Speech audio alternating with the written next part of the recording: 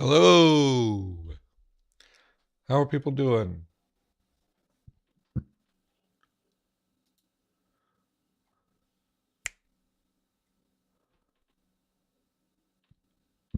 Just testing.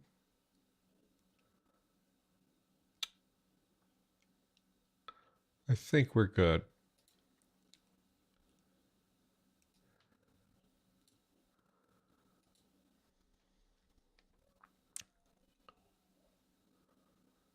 Okay.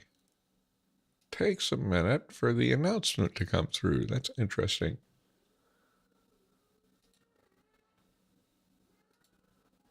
Let's close that out.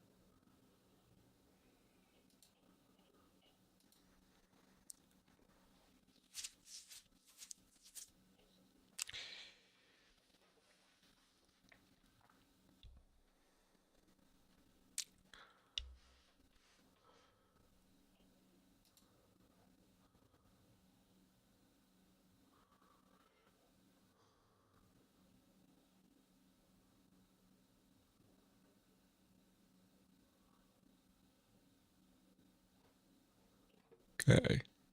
We got somebody there. Okay. I am quite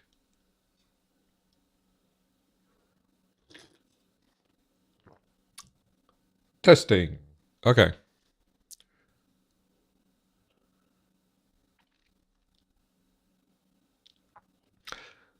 All right. So today we're going to jump back in. See if people filter in a little bit. But what we're working on is still questions. And I kind of want to, let's see.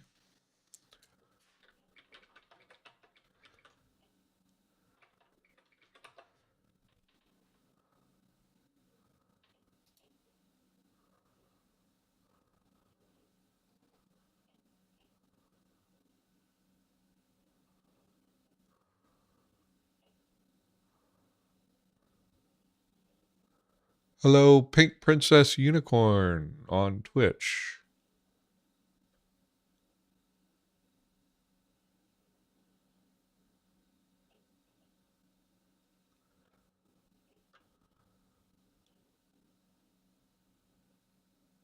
So, something I was thinking about,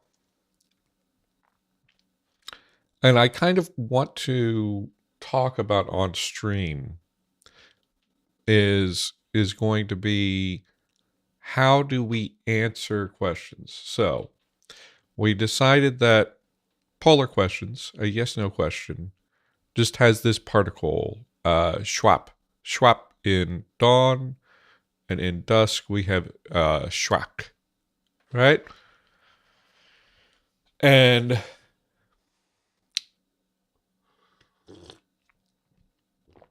that is from like or not. Mm-hmm. So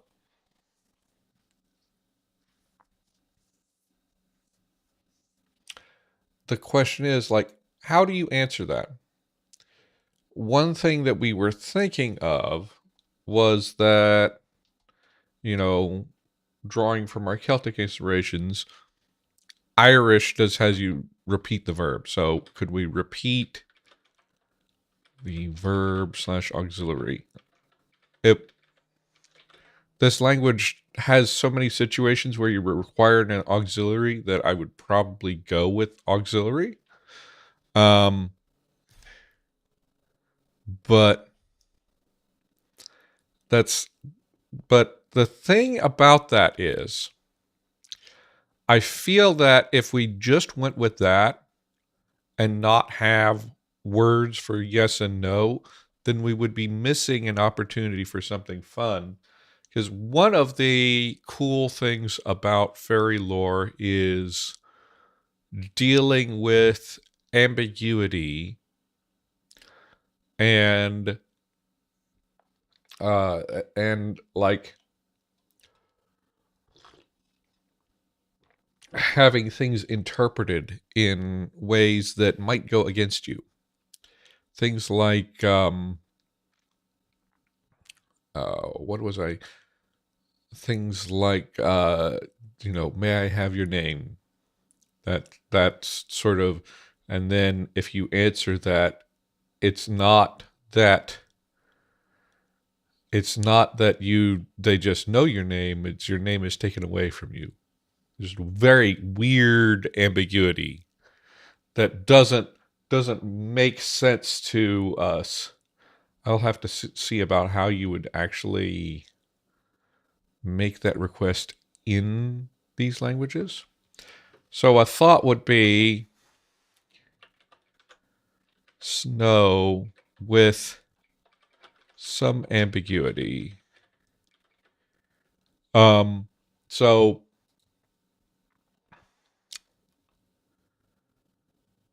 we have a cool illustration because, and I would much prefer that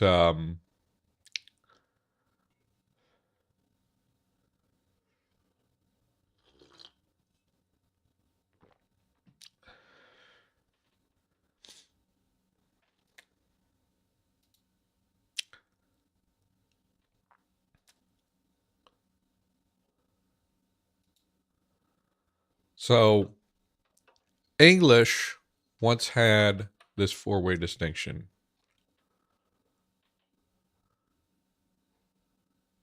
right?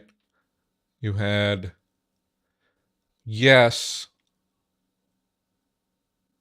in answer to a negative question,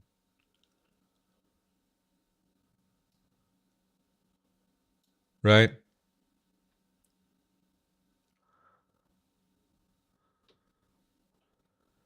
When answering a negative question, yes, it means that the the positive version is true, right? And then no actually affirms the negative, right? Yay affirms a positive question and nay negates it. That's not necessarily um uh that's not necessarily the only division you can have, but there's a lot of different ways that it can work. So but the main thing about uh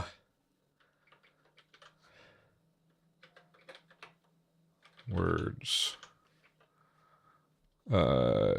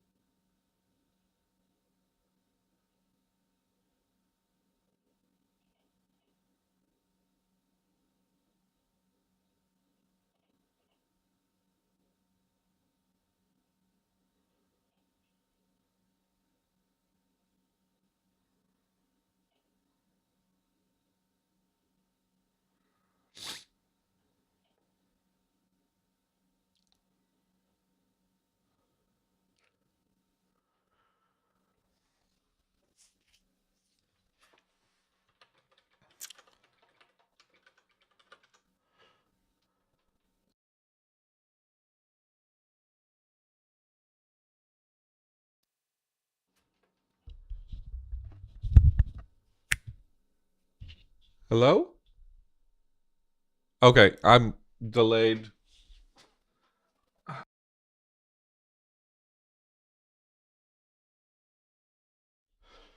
Testing. Testing 1, 2, 3.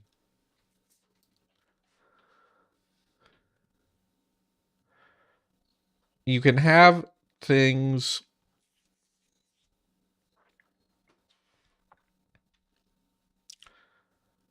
go two different ways. So you can have the yes no words that uh you know answer the polarity of the sentence. Uh yeah, of the statement. So when you transform the question into a statement, you get that polarity, and that is where we have the old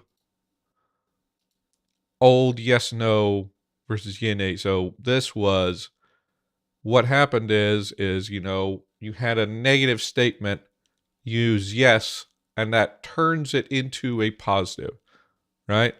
A negative question turns into a positive statement from that, right? So it's like,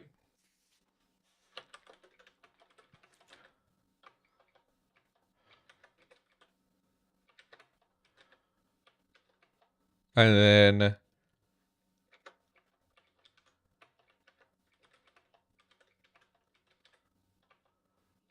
okay, the other and then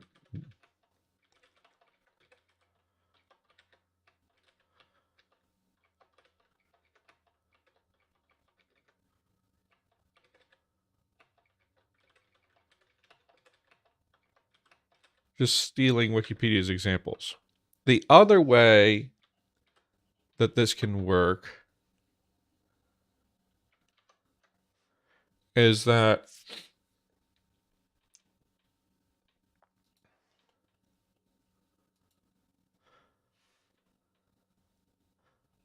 um, agree with the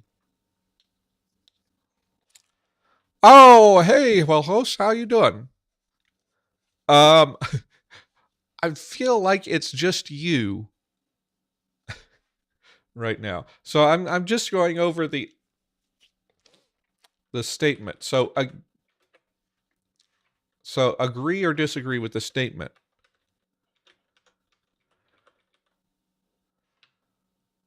is the second way that yes no words can work. So will they go? Yay, they will go. But will they not go? And yay, they will not go. Why is my keyboard is so laggy right now? Oh, is it finals time? Is that why there's not so many people?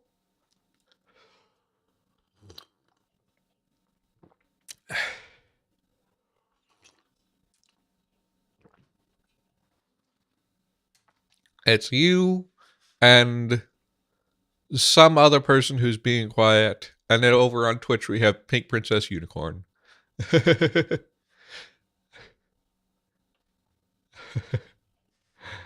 uh,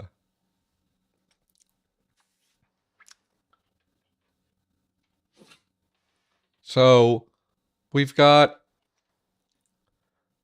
this sort of thing, and then this will they go is just you flip in the sign, right? Nay, they will not go.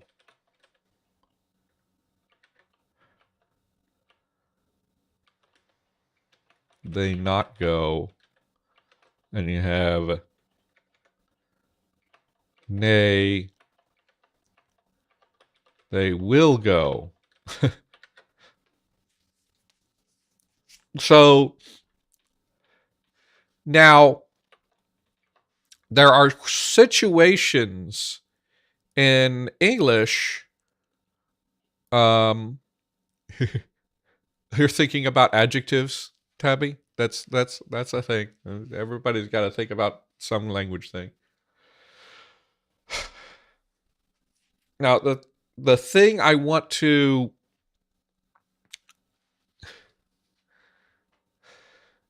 yeah,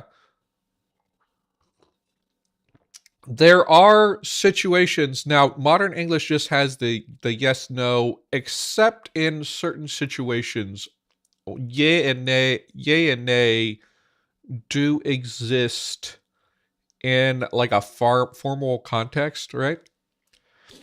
Now, there's an ambiguity with certain set phrases. The one that always comes to mind is "do you mind?" Right? There is there is no way to, like, there's no way just using yes or no to say that you do not want this thing to happen when somebody says, "Do you mind?" If you say yeah, yes, or yeah, okay, maybe they will interpret that as you mind. But oftentimes the interpretation is that actually it's fine, just do the thing. Well, if you say no, it is always interpreted as uh I don't mind, go and do the thing. Which is growing up, this is one of the things that, I think back on my memories and think maybe I could be checked out and see if I'm autistic or not. But this drove me crazy when I was a kid because I noticed that this was the case. That "do you mind" as a tag makes the question very difficult to, like, be clear about your question. That's the problem with having yes and no in general. It's a thing where repeating the sentence strat works. Yeah, yeah. So yeah, that's the thing. Like yes and no. If you have this four-way system, the four-way system with yes, no, yeah, and nay, it's a little easier. But like the sort of like repeating the verb with positive or negative, which happens in Irish. It also happens in Chinese, although Chinese does have ways to do it. The thing is that depending on the language, it can be more expensive. So that's why people come up with dedicated answer words, pro sentences. But this sort of ambiguity does always happen. And the thing is, this is my reason that I'm going over this for this particular language, because we can take advantage of the potential ambiguity to make interacting with the Fae a little bit more stressful, right? Um, Not that, you know, given the like main point of this language is just spell incantations, I don't necessarily expect players to interact with the Fae using this, but I feel like it's a cool thing to lean into, just to say that, oh, be careful how you answer questions. So the thing I was thinking about is, um, we might, if we get time, come up with some forms or something. But the thing that I want to think about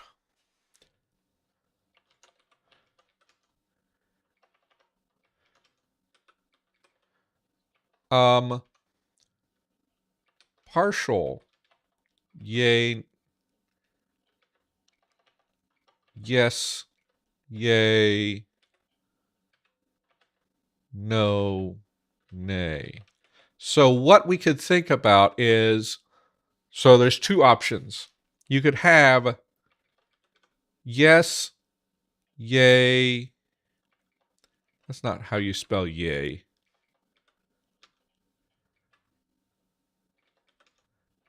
Versus only one negative one, right?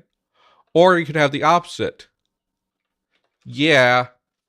Let's make it a different word just to yes, yay versus nah, right? Or yeah versus no/nay. And that would be, they could have one word meaning yes or no, depending on context, just because it makes harder to answer questions right. That's that is that is another possibility. I think that yay and nay kind of fit into that. But um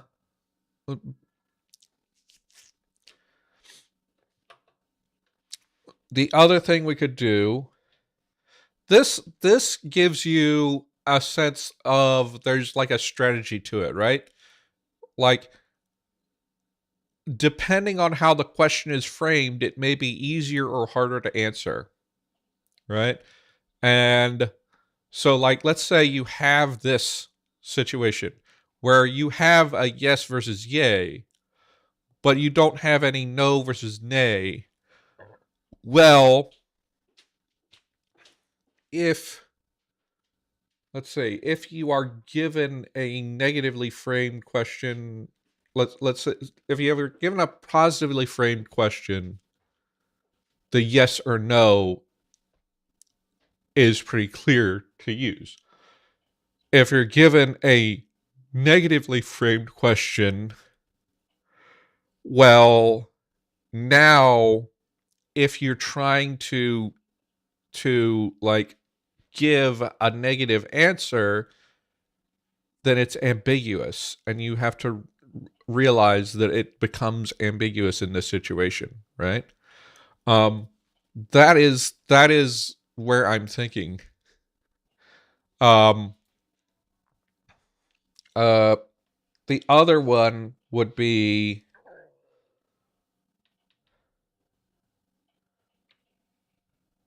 uh, let's see, uh, would be full anarchy. You just have yeah versus nah, right? The it's like always up to interpretation whether your answer is agreeing or stating the polarity of the statement.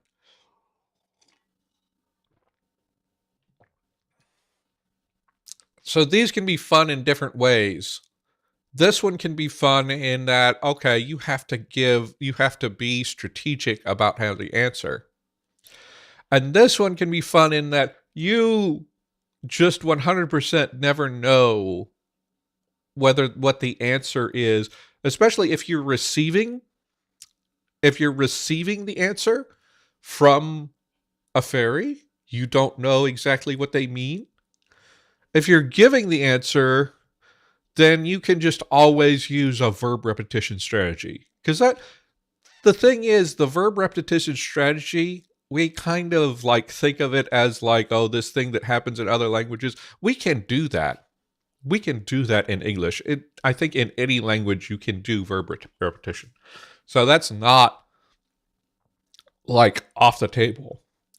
The thing is, with verb repetition, you are just always using a yes no distinction in that case, because you are just defining the polarity of the statement by by negating the verb or not negating it, right? So I think we're going to go with this, and we could come up with forms right now. I think I'm going to leave forms out of it for now. And then um I wanted to talk it out on stream before I made it a poll, because I felt like I wanted to like get my thoughts out there and potentially get feedback from people um before I actually like commit. Maybe people have, like, you had the idea of um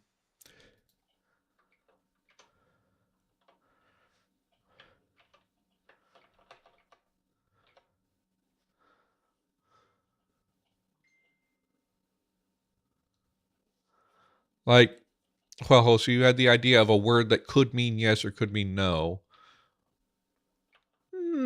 I don't know. Let me see.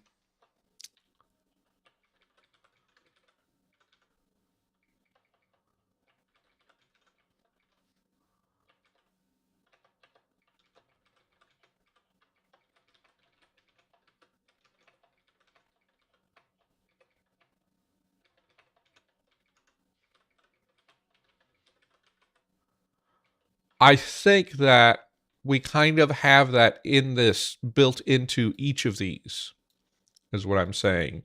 So I don't know. I can think about it though. We could have a the thing is, like, how in the world do you ever escape this? Like, how do you ever know anything about what anybody is asking you, right? That's the question. Whereas these, like, you do get some information and you get like a bias one way or the other, at least, right? um let's go on and let's talk about WH questions. So we want to think about, how are we going to handle WH questions? And let's actually go back to our Sylvan notes. Look at, I believe I did define how, I want to see if we did define how WH questions work in, did we figure it out? Comparative construction, subordinate clauses, resultative, temporal, locative, relative clauses. Predictably, I did not even think about any kind of questions in Middle Fay.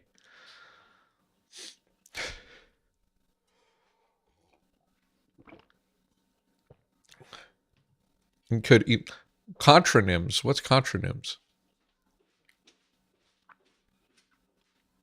Oh, okay.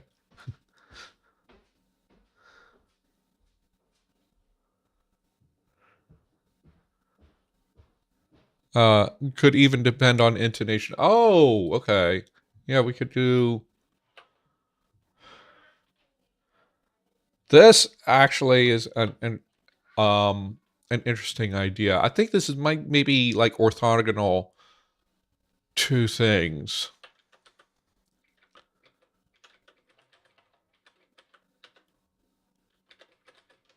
I put intonation. I mean, I could work in intonation. I am working on fairy languages. Um, Chadu 16. I don't. It's like really hard to read it on there. Chandu 16. Yeah. Yes. We were just discussing. We had figured out the structure for our yes/no questions. Yeah. Yes. Yes. Yes. So, like, yeah. Ka, yes, and ka. The thing about this is, depending on how we work it, remember that tonogenesis works in opposite ways in dawn and dusk.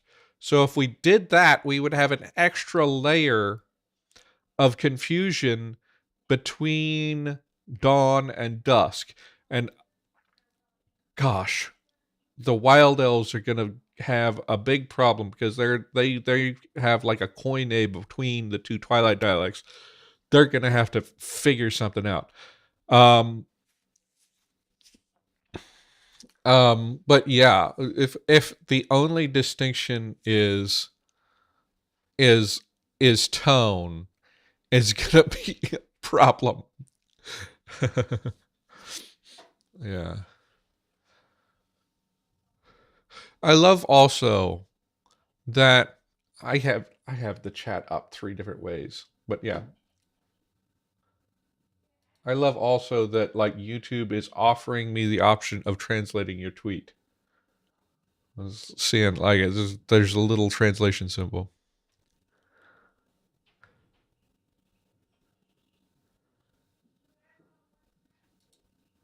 It absolutely would, and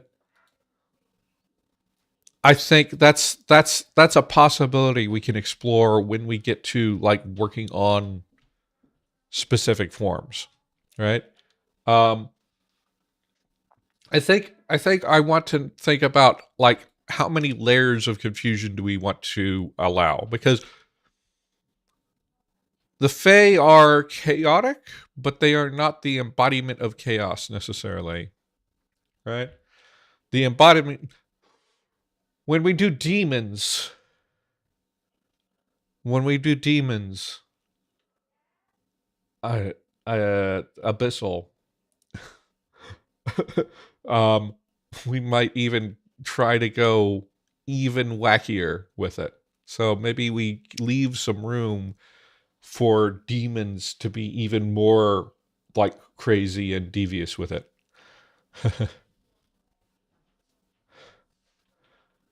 Yeah. Oh,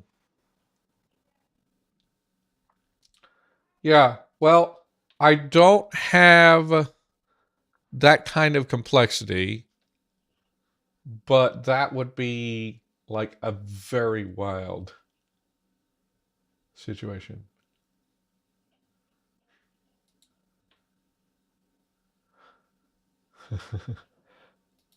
Devils will be fair, but demons will just be completely chaotic about everything. Um, so we'll think about that. Let's actually talk about WH questions. And now,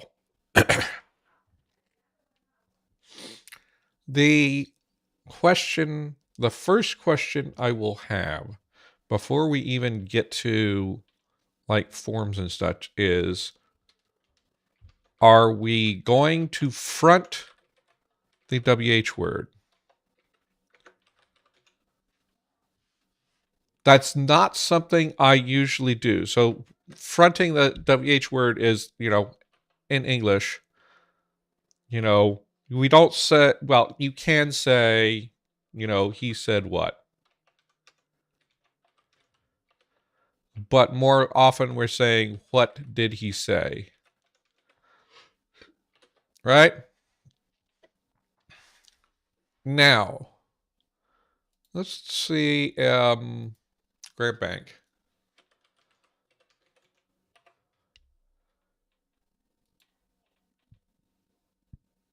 Because I want to get a sense of like, okay,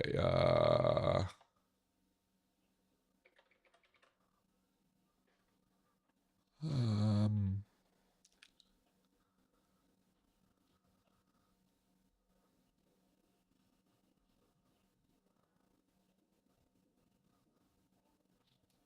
surely they don't use the word WH.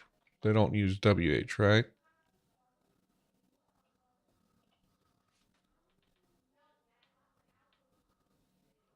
Oh, is there an interrogative verb? Okay.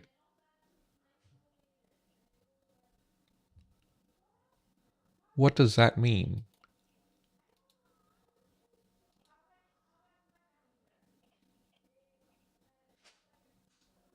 Oh, content question. Content question is what they want.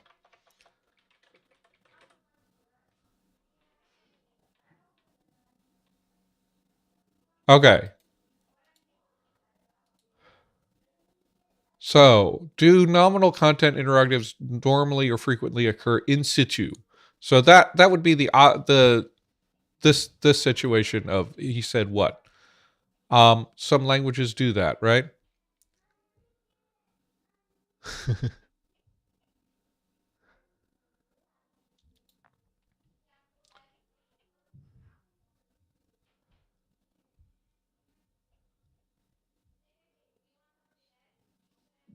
Wild. Okay.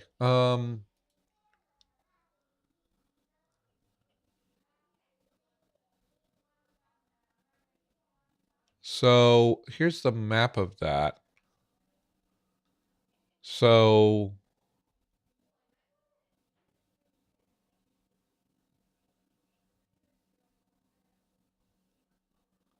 trying to think about. Okay. So zero means that the question word moves, right? Identify constructions used for content questions. If in any common construction identified normal WH occur in the same positions identified in yeah. Step 2, code 1. If in all common constructions in step 1 normal occur in a fixed position that does not always correspond, code 0. Free or flexible, that's 1. Okay, yeah. In the Hopi language, a second can occur either in situ or in a fronted position. So you can front it, right? Fronting is entirely optional, right? So this is important. This is important to note. Like their criteria are kind of loose.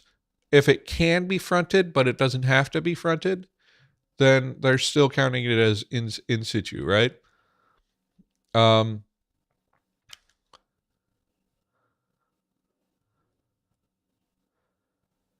Now,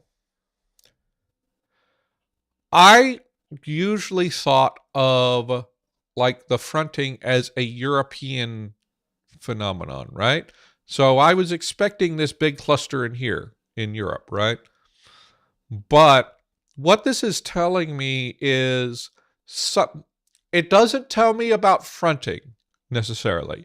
It's just telling me that some kind of movement being required is much more common than I thought. All through the Americas, we've got a ton of languages that have, and also in Australia, we have a ton of languages where we do not have WH in situ.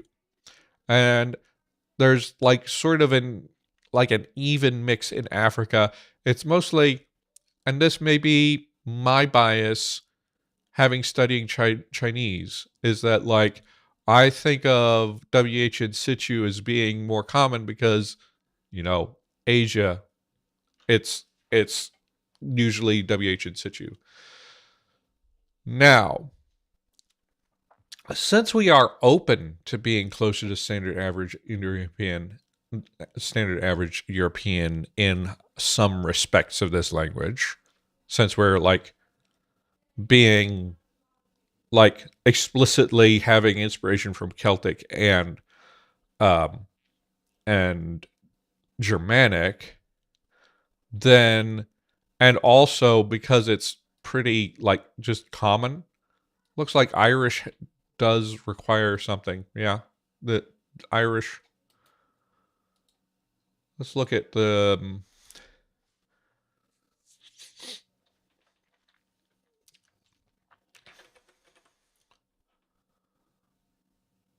yeah. So in Irish, it says there is an interrogative verb. I need to figure out what that means.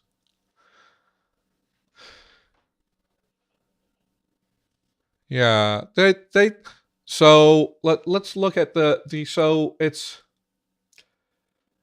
WH in situ is slightly more common, but there are a lot of unknowns.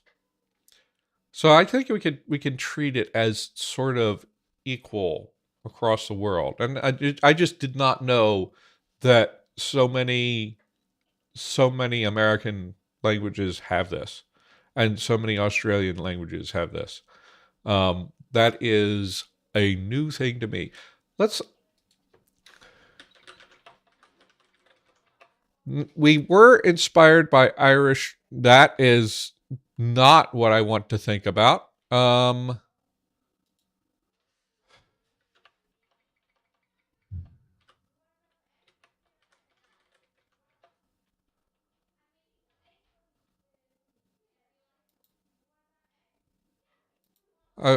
I'm guessing.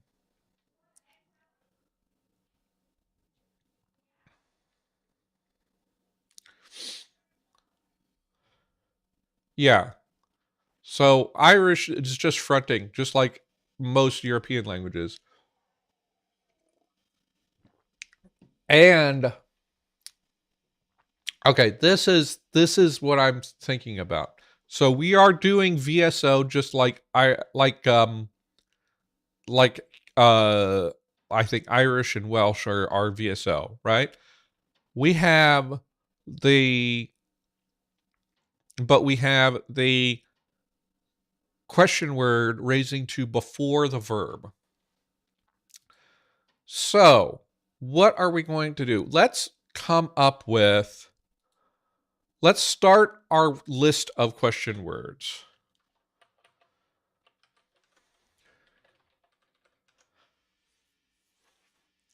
And I kind of like the idea of them being related, just like they are in most Indo-European languages. Not another thing that I would not necessarily do all the time, but in the context of this particular language, I'm fine with doing. Um,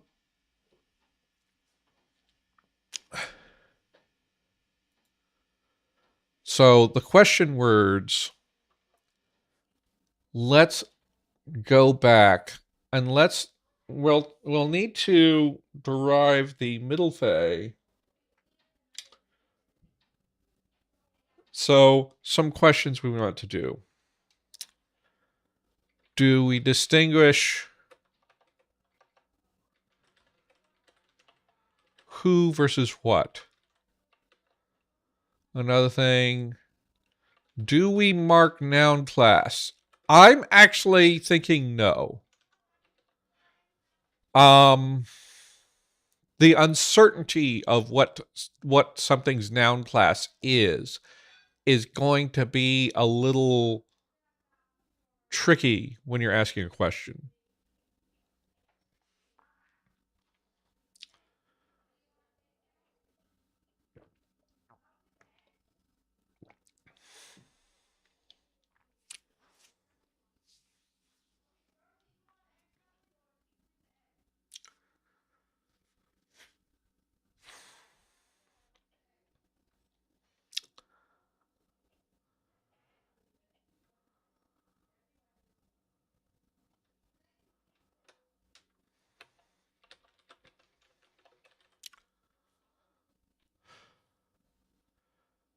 We're also going to have to deal with like adverbials and stuff.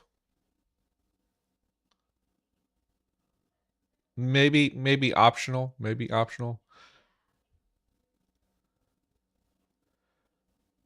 Let's give arguments for and against. So let's talk about.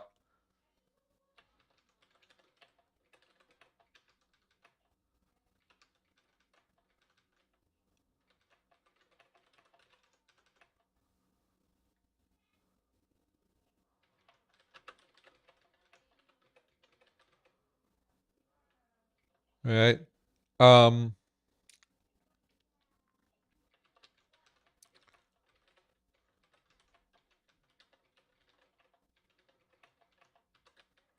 right. because like if you're marking the class, then it becomes more clear whether you're talking about something that's animate, right?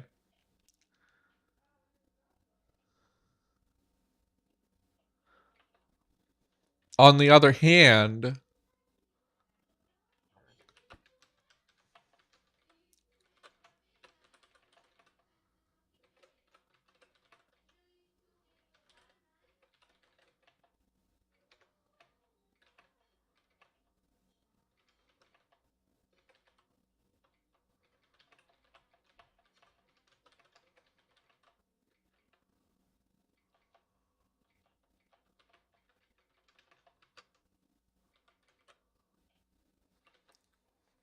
right. So number distinction gets confusing, right?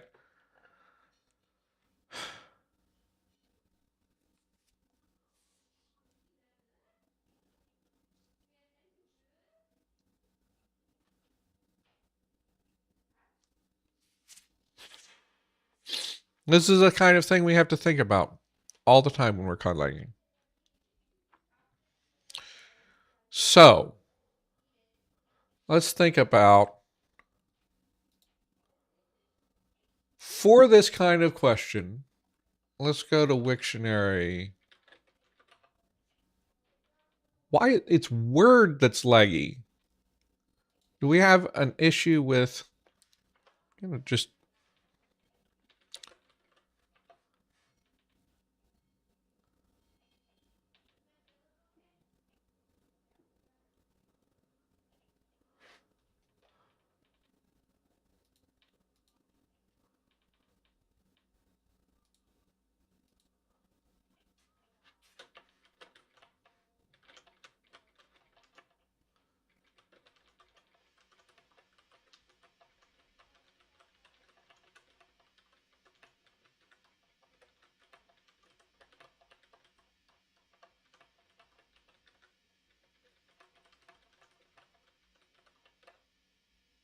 okay.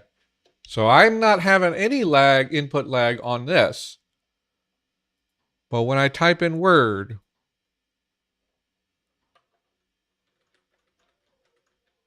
okay, now it's doing fine. Okay. That's something to note.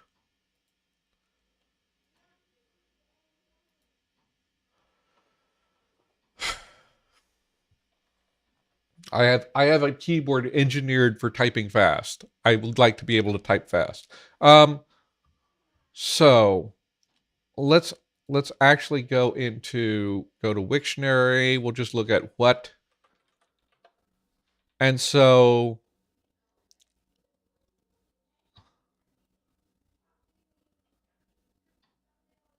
Proto-Germanic, what, from Proto-Indo-European quad, which is the neuter form of quos, right?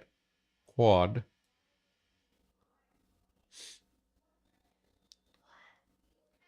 Qui, que. Okay.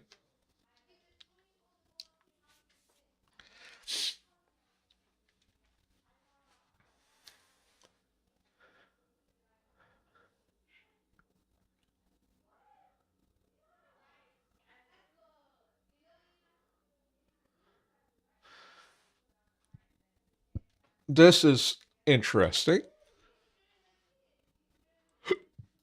So, the Irish words, let's see, Welsh question words, I think start with a P. Okay, yeah. Let me get a reliable source.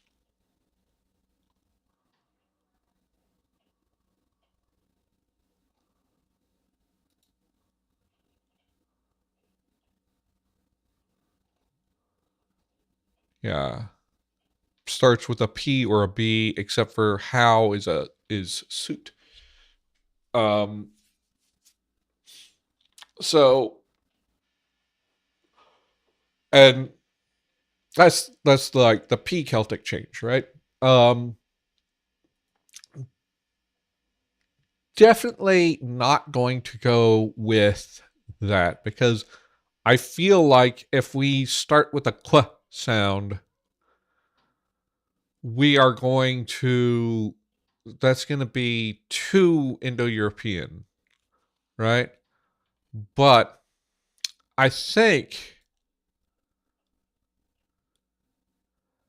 let me put this to you. Let's put this to you straight up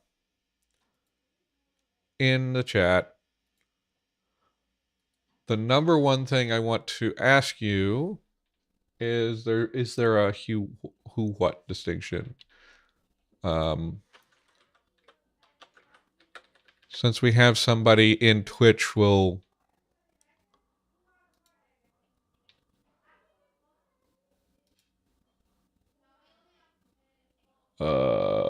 am I not logged in? Hold on. Let me see.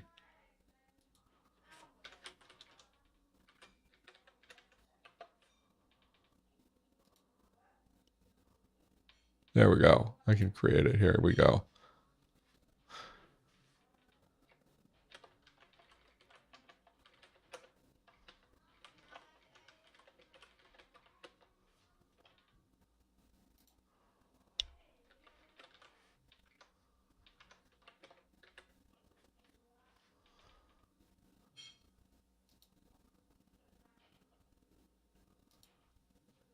Give you 5. Give me it slightly more than 5 minutes. So it's or 5, 9, and we'll go to 9.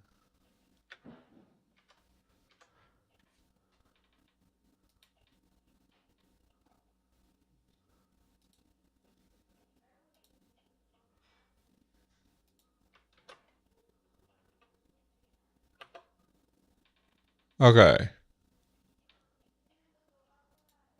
And I will be monitoring those results. Meanwhile, let's go ahead and like start getting forms for what like our baseline is.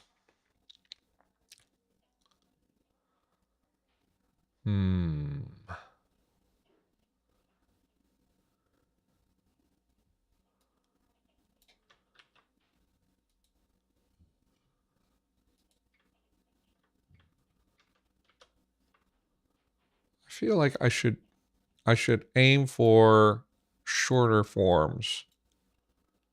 Ah, the uvulars would be actually kind of cool.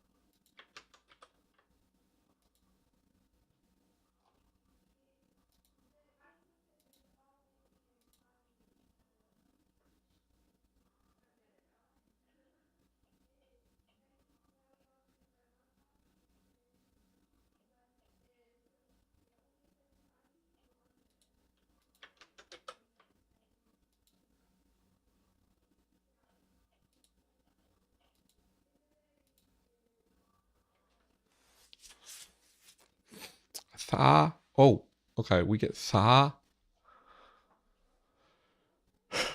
Ja. Okay, so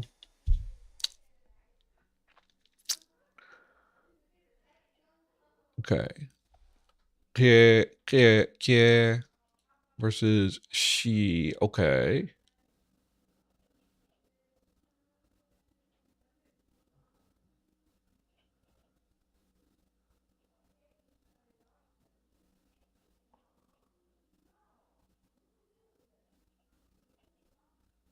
Uwe versus Uwe. What happens if we have a version of this that doesn't end up with the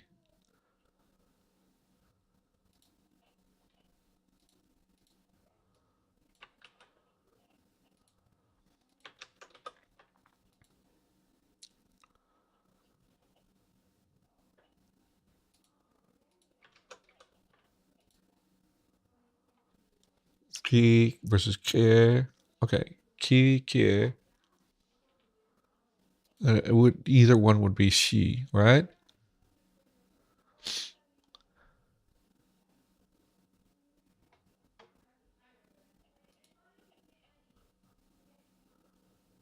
Okay.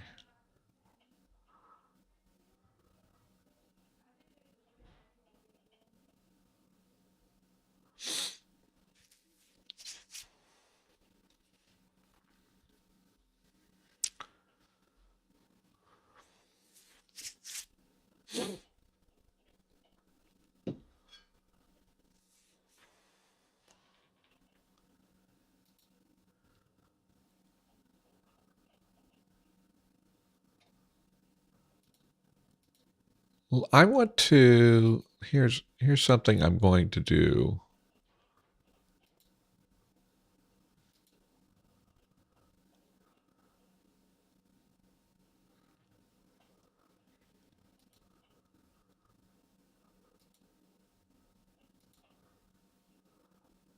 Xia, xia, xia, and then if we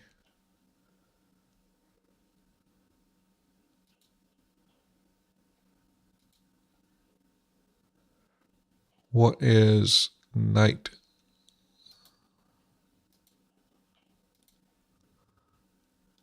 Gja, gja, gja. Okay, so if we allowed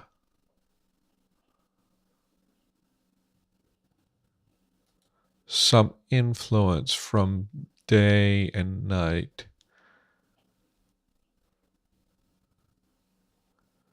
then we could have gja. Okay. It's a thought,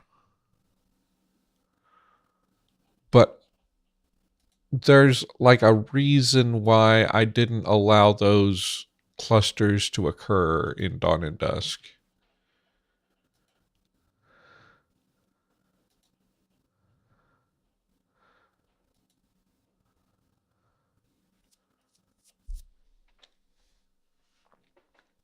Right.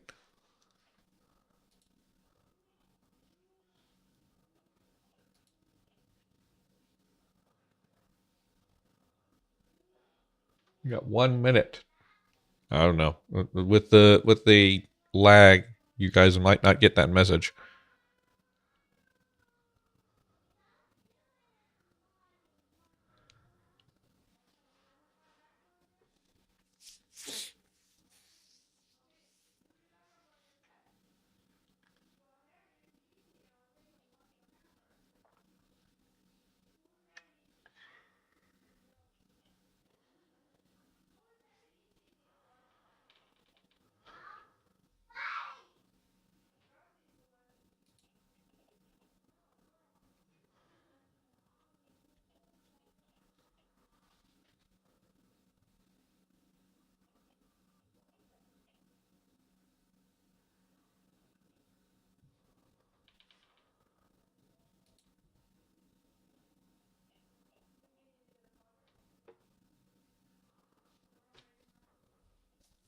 I kind of like this dynamic.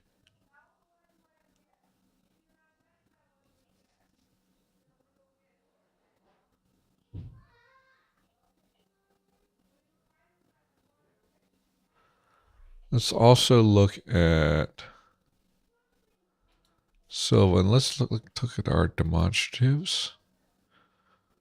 So we have this proximal demonstrative dies. The oblique and locative also die. we have this distal demonstrative that still exists. And then the proximal becomes that.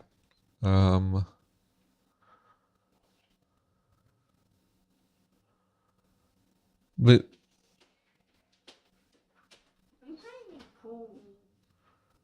remember also that these forms are outdated. Hi, Dodo. Dodo, what you doing down here?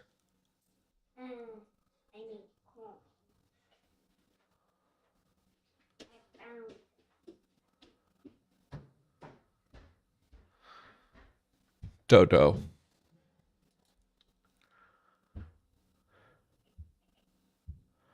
I really like the idea of having forms that start with a Q, and then those develop in interesting ways.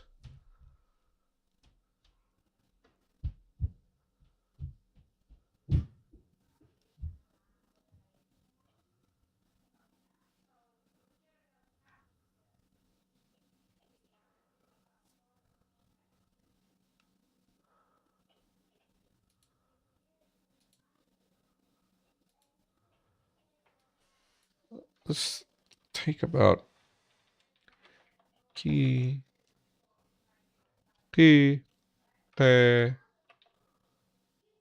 ku, ko,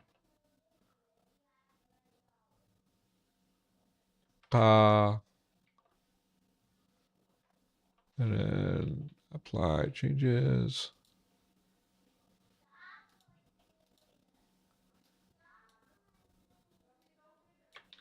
What basic vowel is most interesting?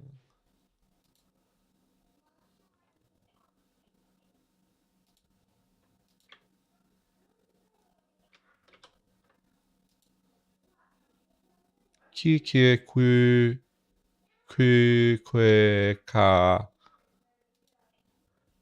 She, hui, ha. Interesting.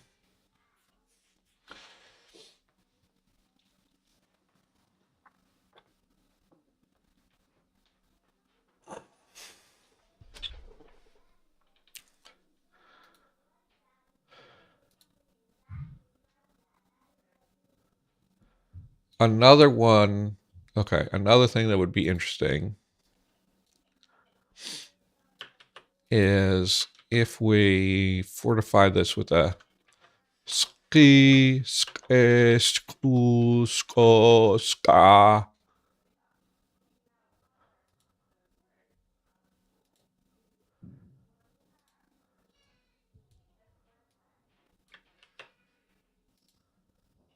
And then we get the geminate, which does she, hu, ha. Okay, so it doesn't. Oh, I know. No, to get the cool thing happening, the coolest thing happening, we need to actually make this. We need to have the aspiration.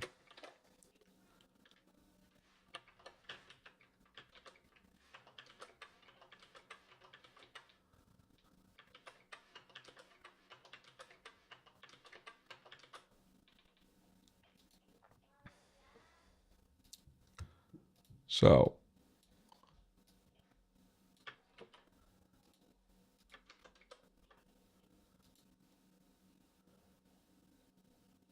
she, I can get she. I didn't know I could get she.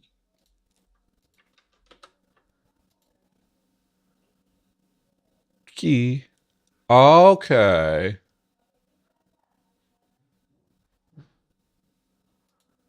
This is looking cooler and cooler. Oh, so this is going to make question works really stand out if I do this for Dawn specifically, because I get these adjectives.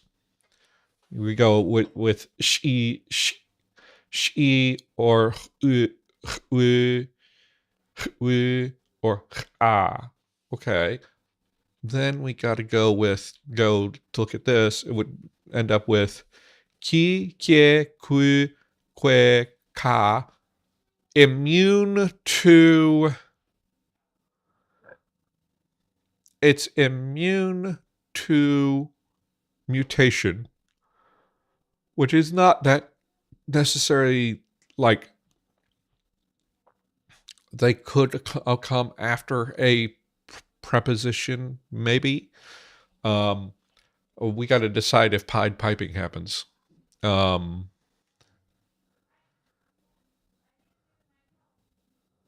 thinking no Pied Piping. I'm thinking just like let it be. Do Celtic languages have Pied Piping? Germanic languages often don't. Maybe somebody who knows more about the Celtic languages can tell me.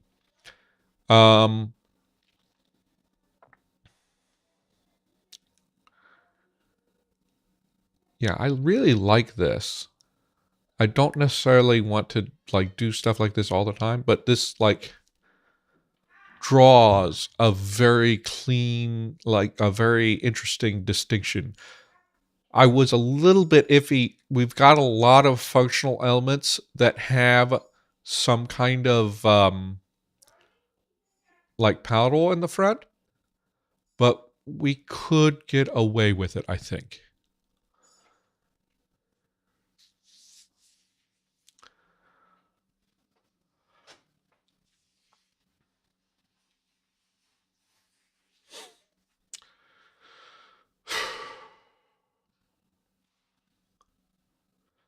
Pied Piping. Pied Piping is the linguistics term for when, so Pied Piping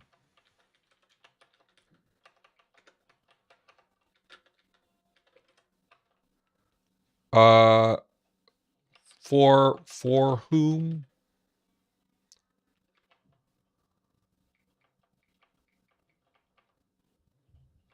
to whom did you speak versus whom did you speak to?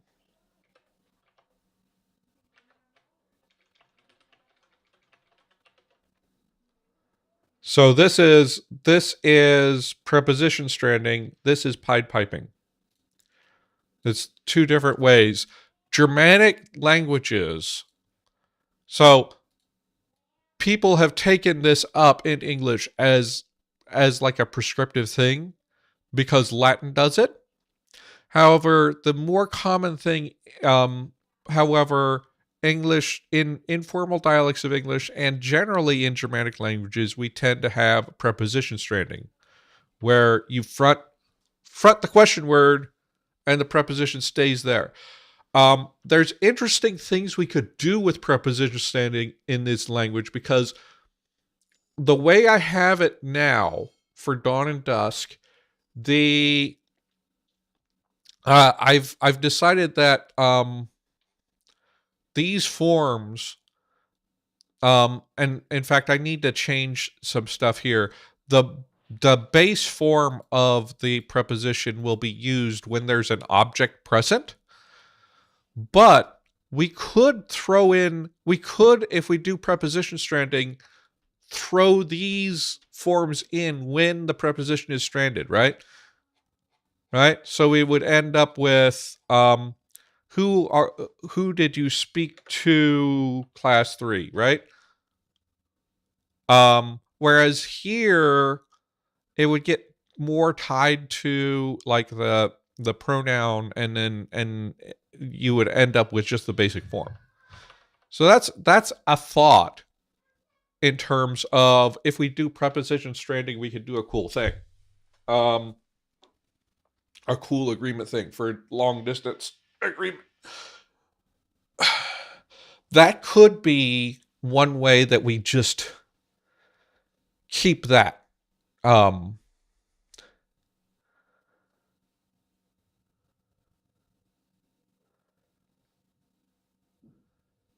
Okay. Now, overwhelmingly, people said we distinguish who and what. How are we going to distinguish who and what? Okay. Our who-what distinction.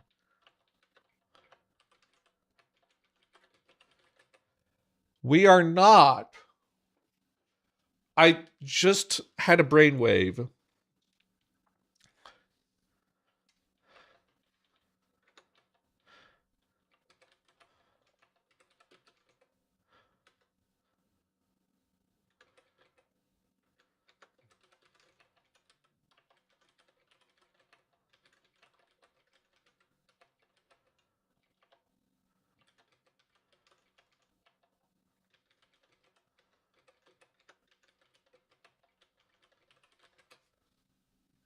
Boom. Okay. So, I think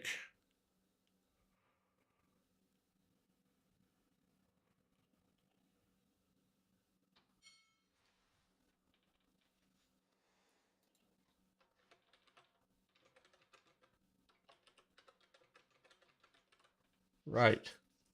So we're going to have like an animacy distinction built in. Now, how is that going to work? I think I want these forms. I want the adjective forms in dawn. This slightly more boring in dusk. I want something like that. Let me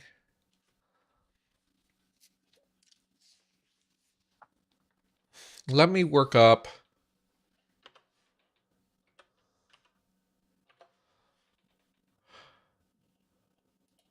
so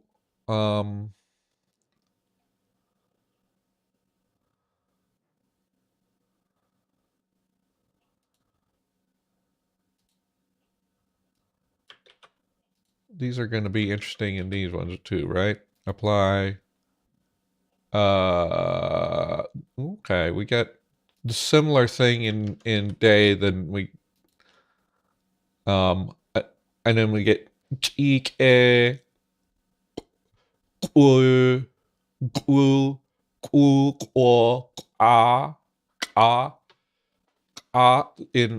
night.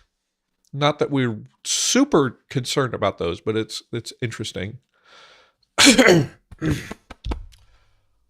My lungs do not feel. Yeah. That's actually Pied Piping.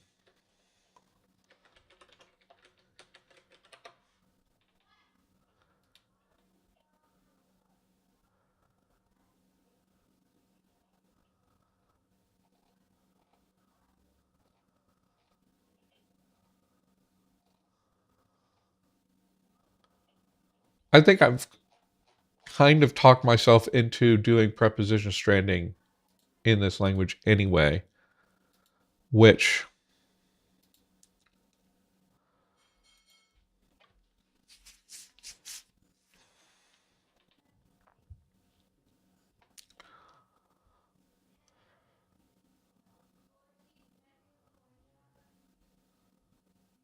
so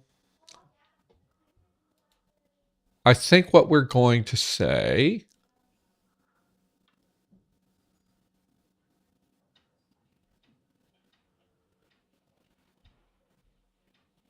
what I'm going to ask you guys is which of these is going to be our base form. Let me prepare this for us for a second.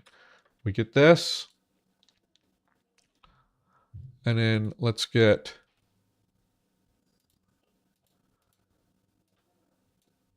these forms together.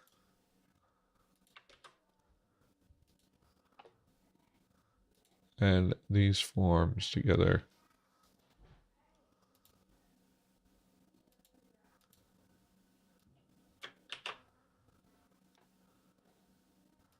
So you see what the reflexes are at dawn and dusk. And then we're going to make another pole. What is our base form for what / who?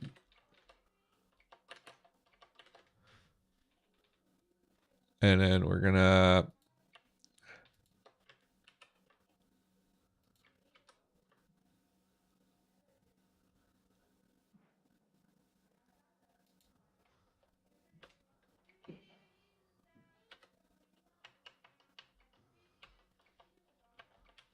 give me a minute here.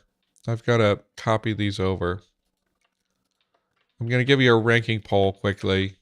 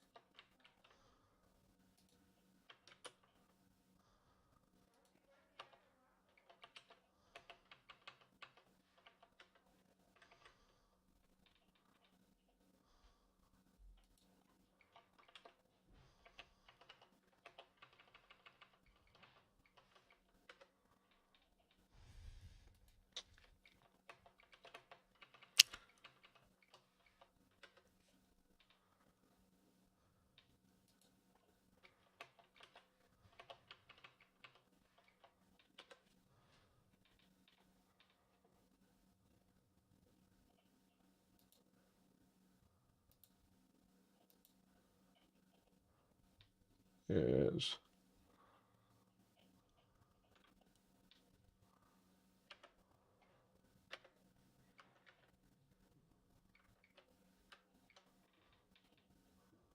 see you, Huelos. Then we go to, it's 9:25 a.m.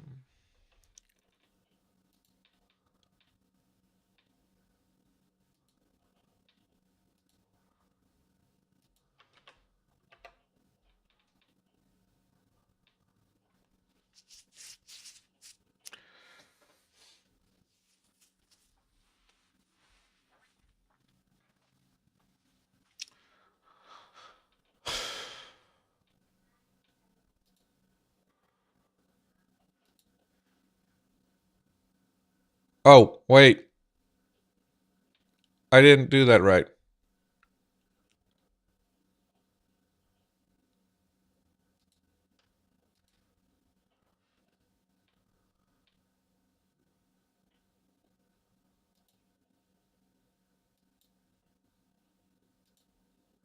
Okay. I'm just going to let you do multiple options. Okay. Now you can follow that link. Go vote.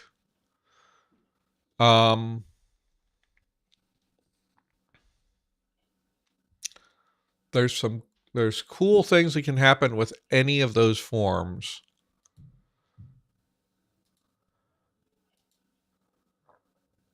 And then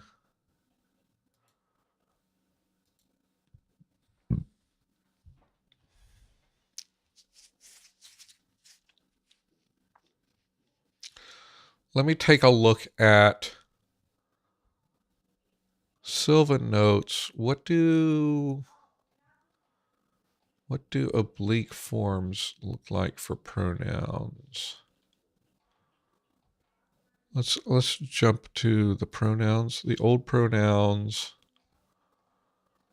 We had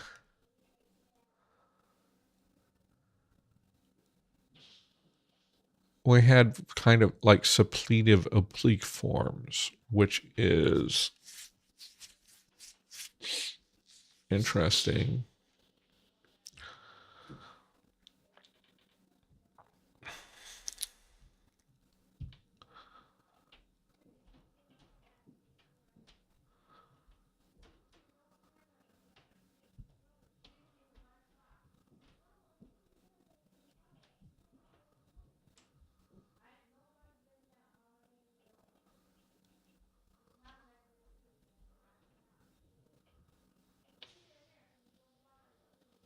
Okay, this had like a separate, ended up with like a separate prefix there.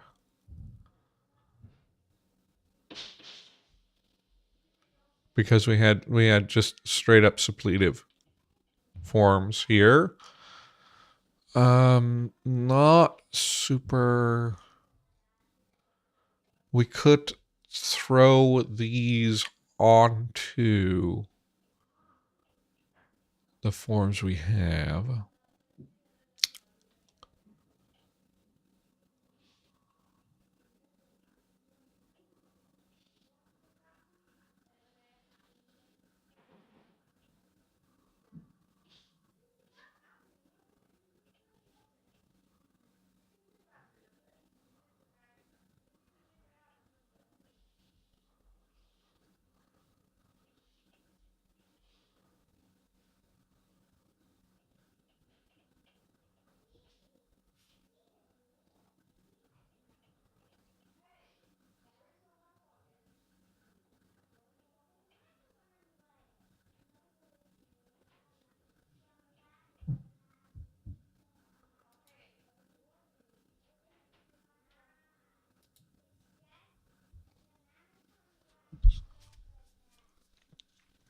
I definitely don't want to be adding ich.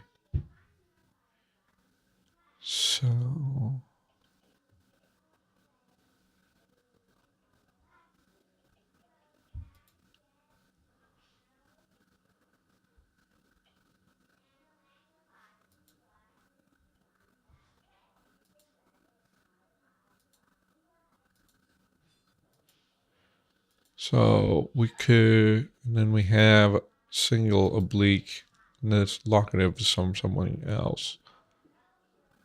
So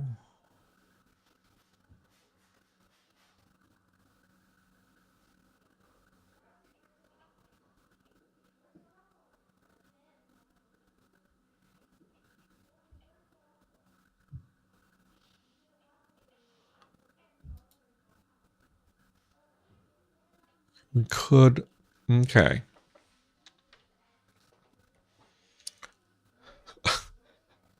Okay.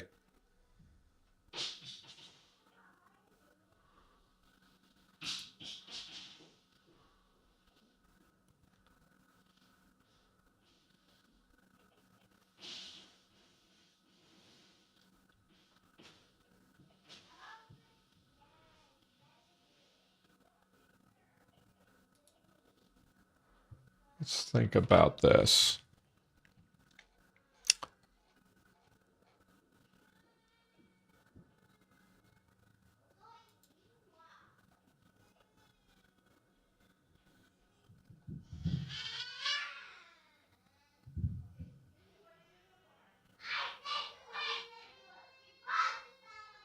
Okay.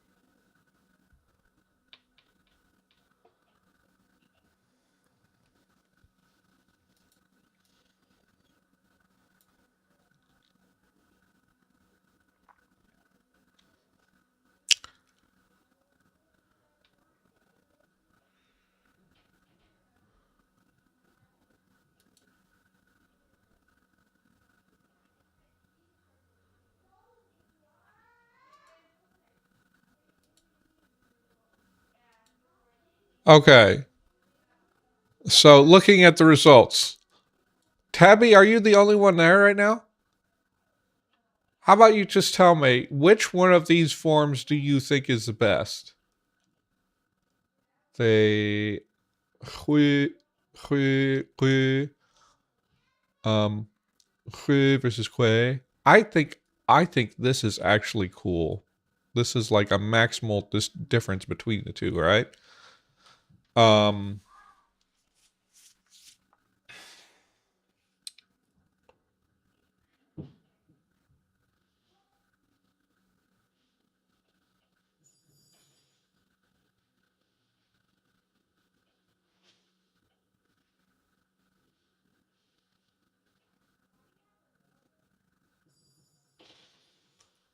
let's go with this.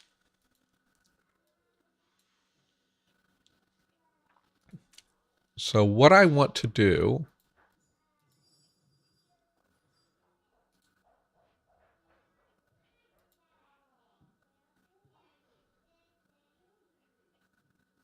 yeah. So what I want to do with that then is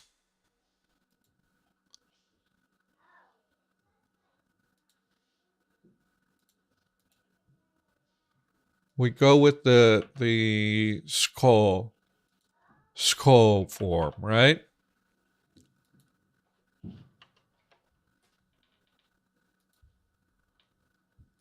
And I want to, based on what I have for um, this demonstrative Skoku ku. Yeah. Skull, skull, skull, skoku. And then what else was there? Skoku, skog. And then we're going to make this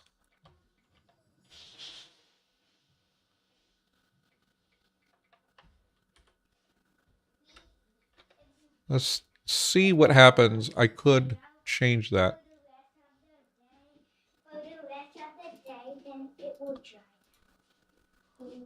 You don't want it so hard, right?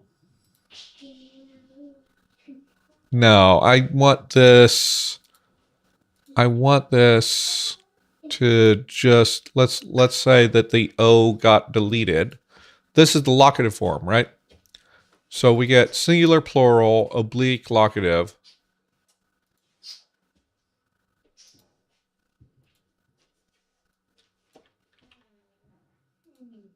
Hi, what you guys up to?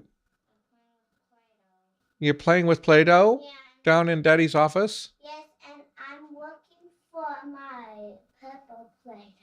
Your purple Play-Doh? Well, it's not going to be here. Yeah, but the last time I saw it was down here. Really?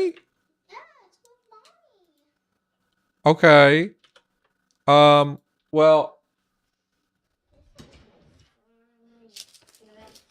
I don't see it here. The Play-Doh you're playing with is purple. Yeah, but what about my tiny one? Your tiny one? That you had in the car? Yes. That's probably upstairs somewhere. That's probably probably put it away or not. That's probably upstairs somewhere because you brought it in. Where was the last place you saw it?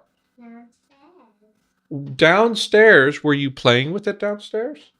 Kinda. Okay. I was playing with it. So do you know where it is? No. Where did you put it? I don't know. I don't know where the Play-Doh could be. I don't remember where. Okay. Hi, Juno. Yes, the kids have decided that the Play-Doh is definitely somewhere in here. I do not remember them ever having it here. They have Play-Doh, but they want another Play-Doh that they lost somewhere. Uh, did we put it back in your backpack? No. Goodness. Okay. Ka. Okay, this is cool. So this is what I'm going to do with this. Is we're going to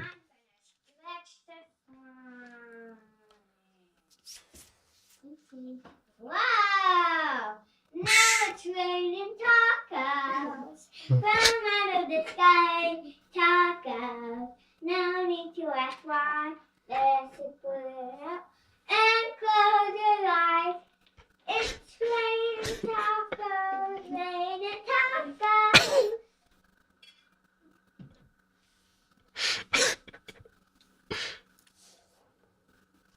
Let me see all the songs and look at it. It looks like it needs. okay. So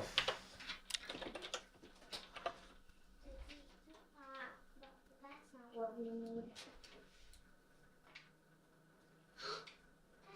what we're doing here is let's grab just this, right? And what we're going to do is in Elder Sylvan, we had this form, which meant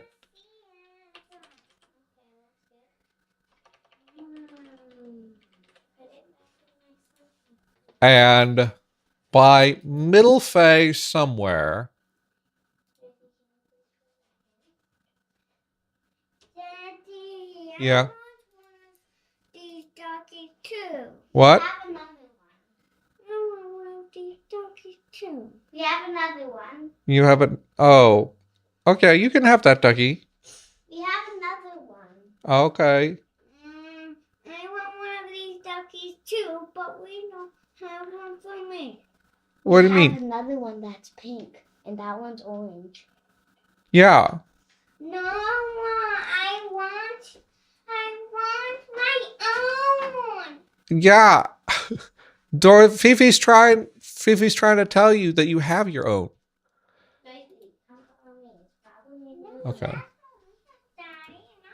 Follow me, Dorothy. Okay. And this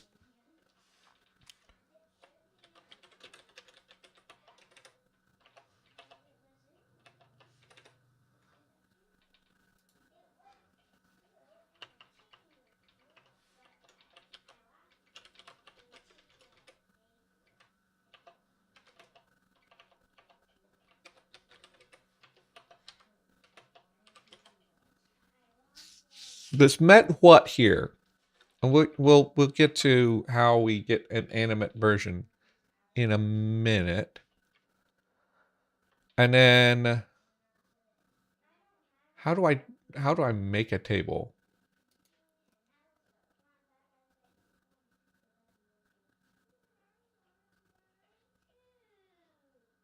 I don't know how to just like do a table. Let's just mock one up here.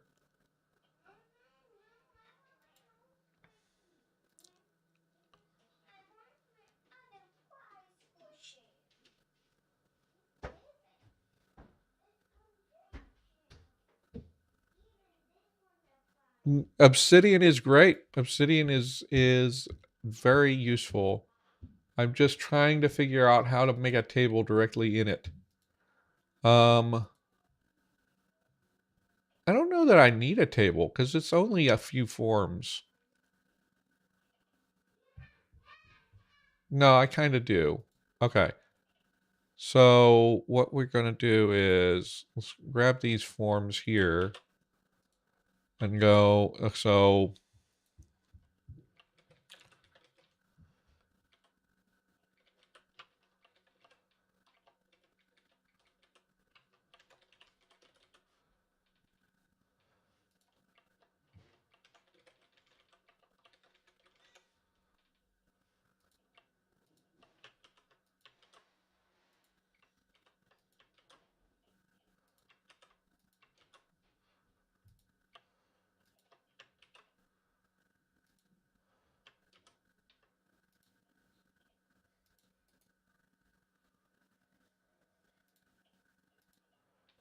And then what we have is in dawn. What's the reflex in dawn? We'll just grab.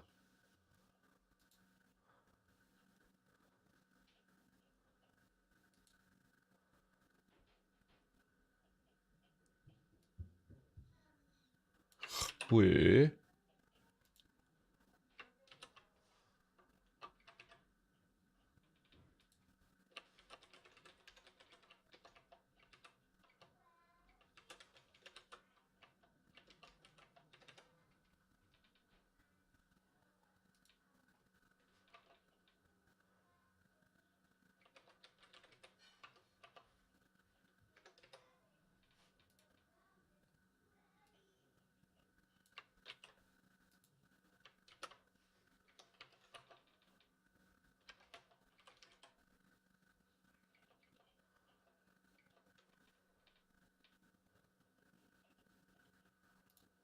And then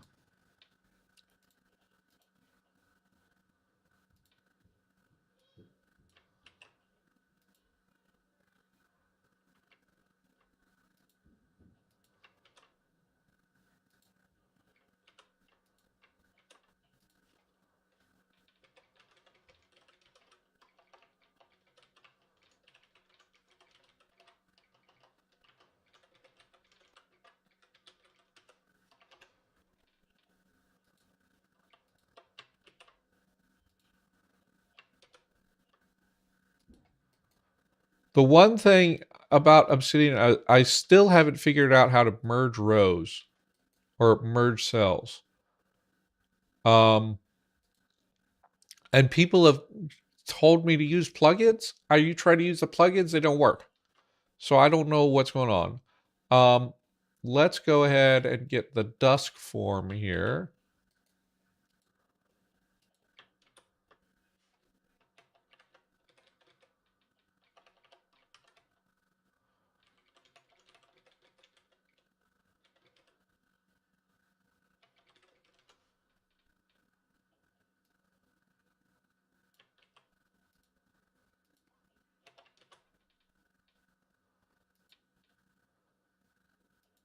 And then we need to get this from dusk.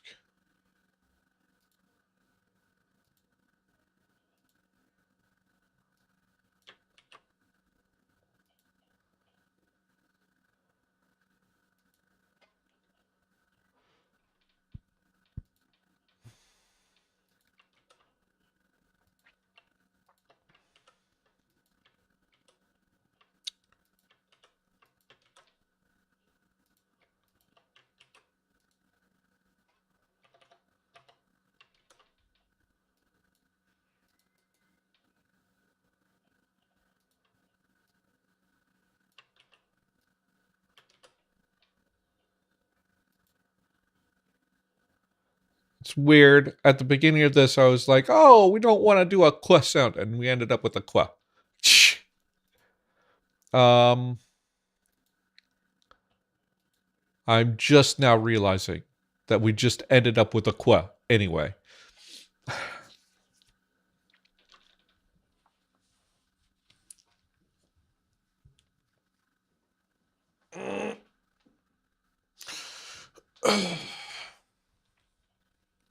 Such is life.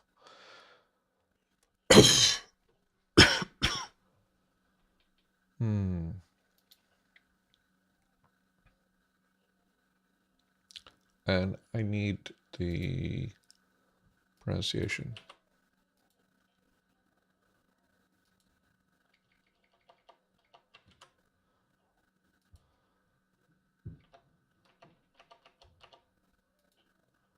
And then the next thing I'm going to do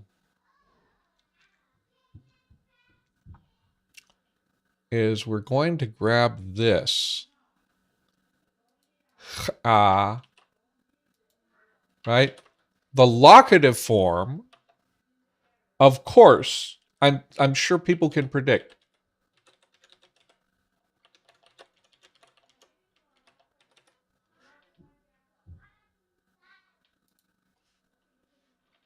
I'm sure people can predict exactly where I'm going with this.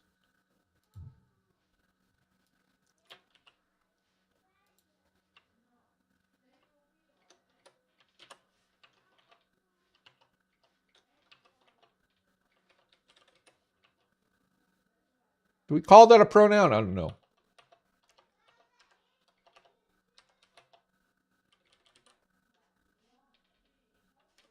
Locative form became where? And then the same thing in dusk. And we need to grab, it's ka.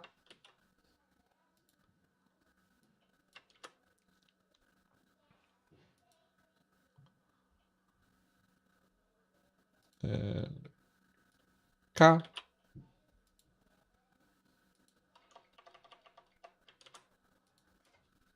Where? Yeah. It's just like this is kind of a part of the historical process for me is I end up sort of discovering what what the language is going to be as I go. And then like sometimes like I end up especially since I'm using random roots, I end up with like okay, that is not the direction I wanted to go, but it works anyway, right? But anyway, so this is I don't think it's exactly how things worked in Indo-European, but it's like broadly a similar situation to the Indo-European who, what, when, where words is that they kind of like coalesced on from forms of one word. Um, Now we need to figure out what the animate reflex of this is, which is I feel like we want to add something to it. I'm just going to take a look at my middle fay notes here and see, like, is there anything that denotes animacy in pronouns in any way? Like, by middle fay,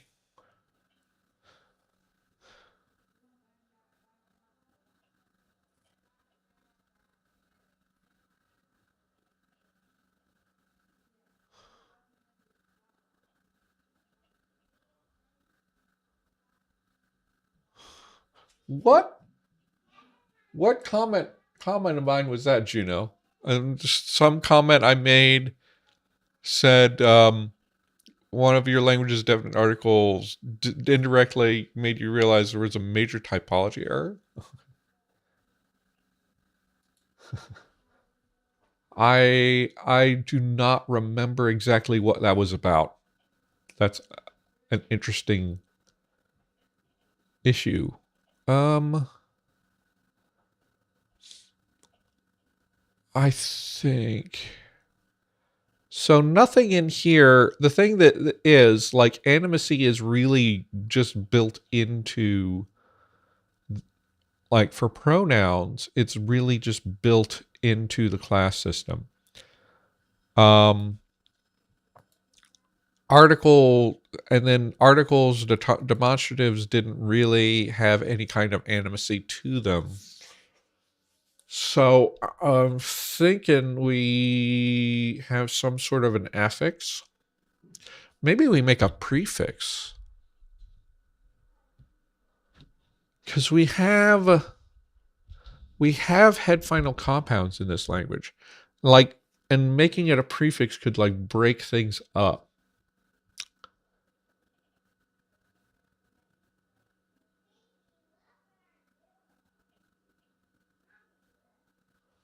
Let's think about.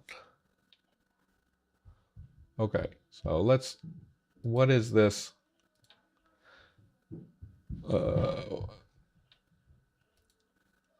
So merger of bits of the d plus all into da, and definite acts as a relativizer. I mean it can work. Yeah, I was just I was just curious about that, huh? I think I remember that conversation. I don't think it was like I don't think it was totally unrealistic. Oh, it didn't make sense. Oh, okay. So, Juno, okay, adjectives follow heads. Now, if I remember correctly, um, reading, let's see if I can find it in here. Um,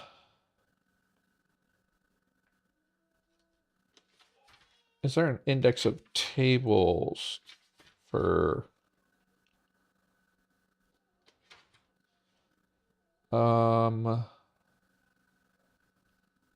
if I find the tables for this,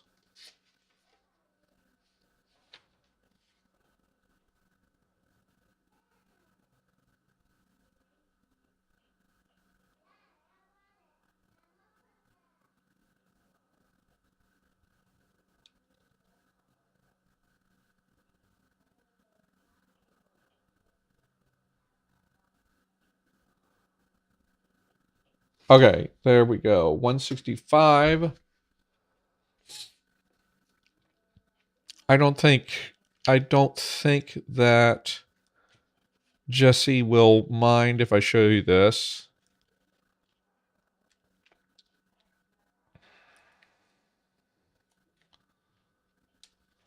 There we go.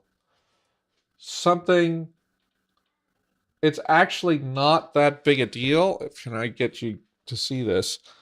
If you look at this chart from Jesse's book, actually headedness is not a big deal for adjective order because it's actually just like slightly more common overall for adjectives to follow nouns. So that actually is not a big is not an issue you really need to like correct or anything. So that's just something to think about. For some reason, like, and I didn't know that. Yeah, but I didn't know that. But based on this is from Dreyer, 2001, 2011, 2009. It's just that adjectives just tend to follow the nouns they modify more often than they yeah. So yeah, I think that to that tells me don't worry too much about headedness when you're dealing with adjective order because it's kind of decoupled. Maybe if you want adjectives to precede nouns, that's more likely to happen if your head initial or if your head final, sorry. If your head final, it's more likely, but overall, whether your head initial or head final, it's not that weird for adjectives to be um, following nouns, whatever your situation is. So that's just something to give you some peace of mind. Just something to help you like have an idea. Okay, let me jump back to this so that I can potentially figure out what we're going to do. So what I want is some kind of prefix. I don't know. Like I have a fi comes from what is that? Faid. That's that guy. Ifaik.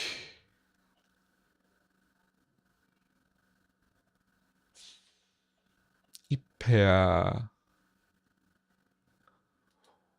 Ooh. Ifaik. And that became Faik. What if Let's see what happens if I add an I onto all of these things.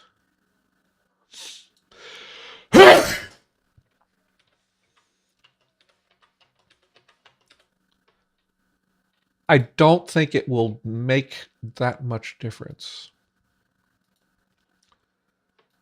But it's worth a shot.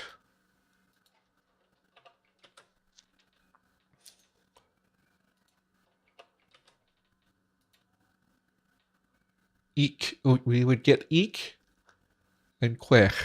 And then this is... Okay. So, ich, ich, ich. Quech.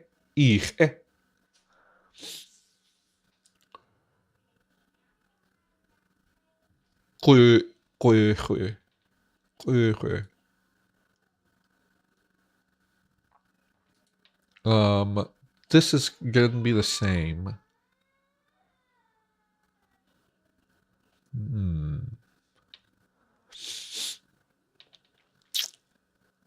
I don't think that's necessarily a good option. I think I'm going to... There was another option of... I saw a root AU ow that would be cool.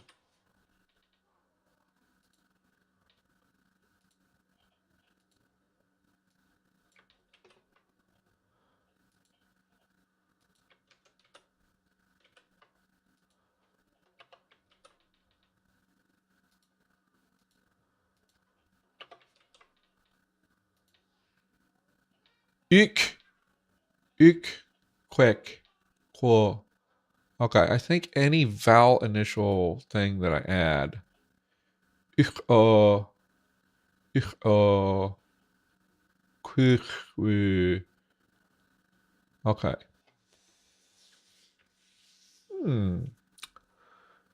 So the question is, how hard do I want to... And this makes me think, actually. Bonk, bonk, bonk, bonk, bonk. Right? I think I actually want to have an irregular...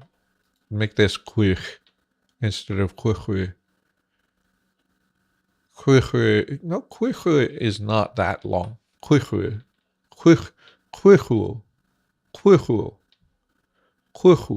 versus quick.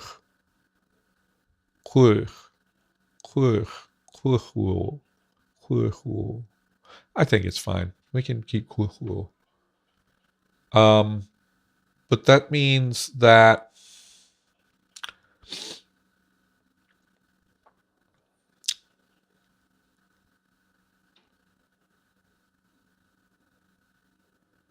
okay. Ich versus uch Oh, that causes even more changes too.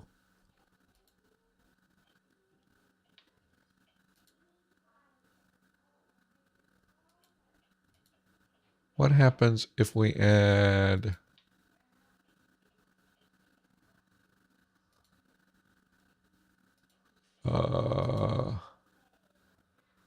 let's add a D.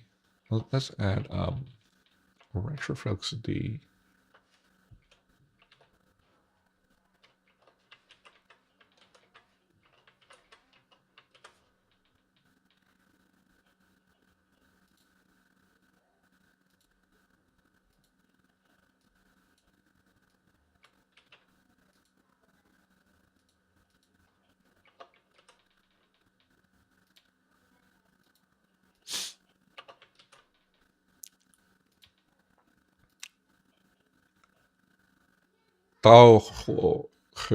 Tauche.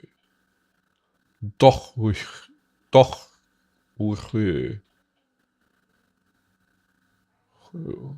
Doch.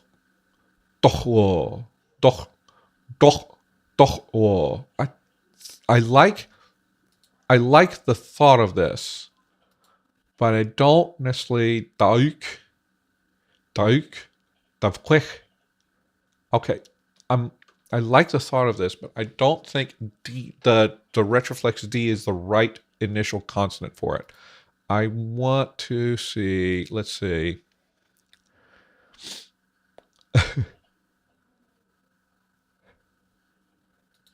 Let's instead of that. Ah,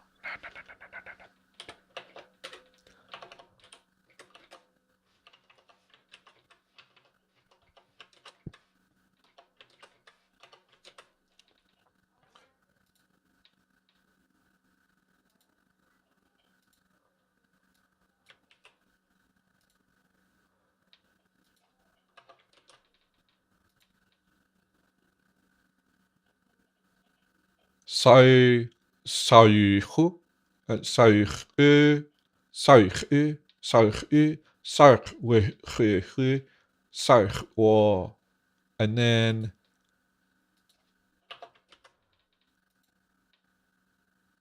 sauk savquich savquich savquo I savka. Okay. Yes, we're working. We're working. Sau saugu saugu saugu saw sur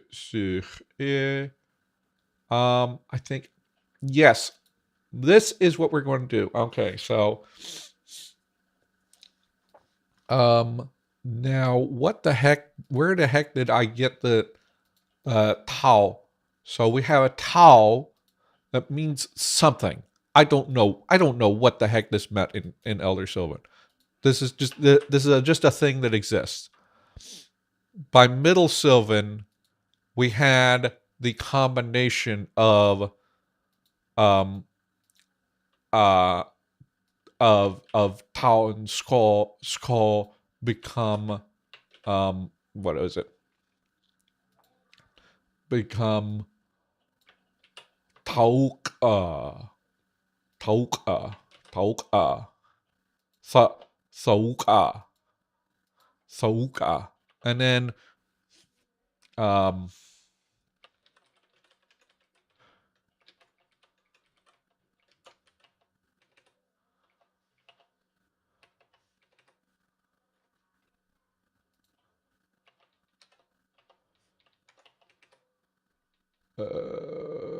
skull. Okay, and this is pronoun, and then this meant who, right? And we'll go ahead and make the whole paradigm for this one.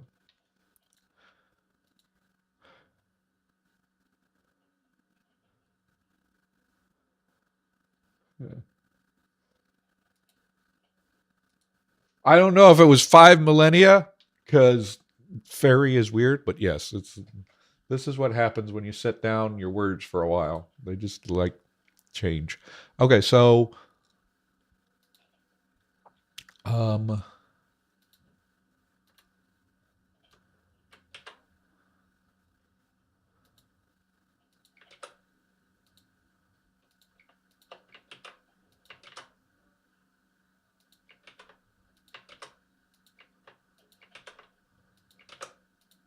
there we go. And then we're going to go to dawn. And I think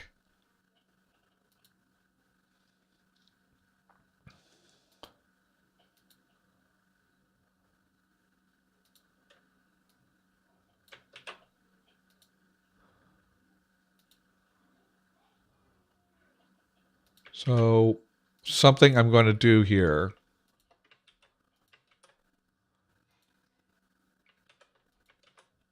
now.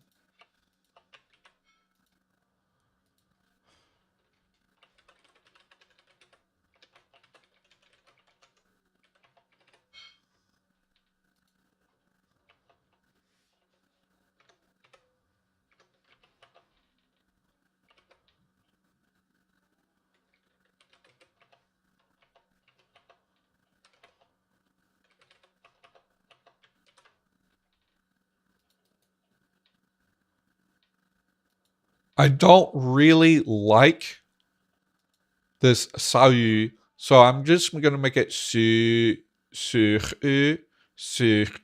so this is going to actually make sort of an illegal cluster.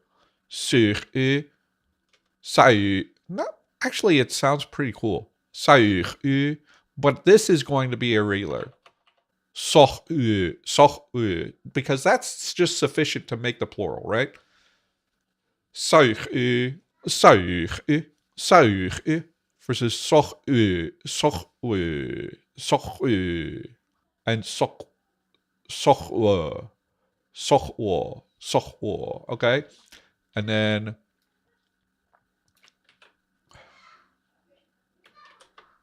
we go and grab the pronunciation.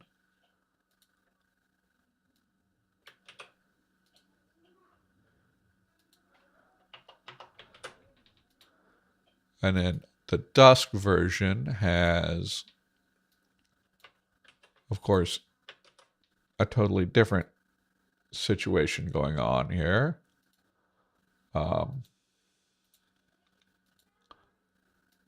Psych.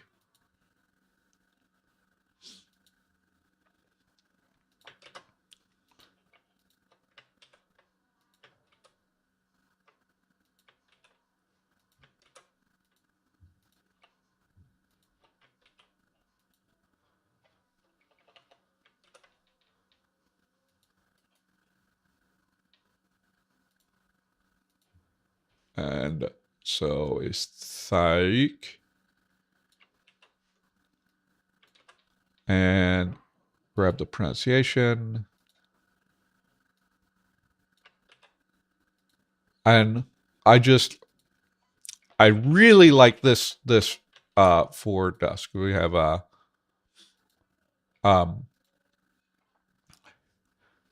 Sauk, Savquek, Sauk, Savquo.